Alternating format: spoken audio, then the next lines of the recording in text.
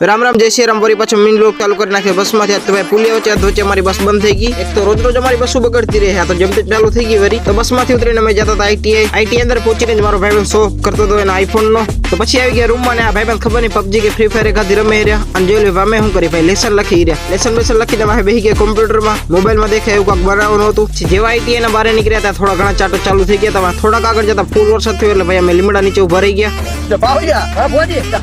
પછી જેવો વરસાદ બંધ થયો મેં આવી ગયા મિસરની બાજુ જોઈ લો। મારા ભાઈ 2-3 કિલો ફોટા પડેલા મને દેખાડે। મેં કીધું आप मनुष्य लगो मत करो रहने दो।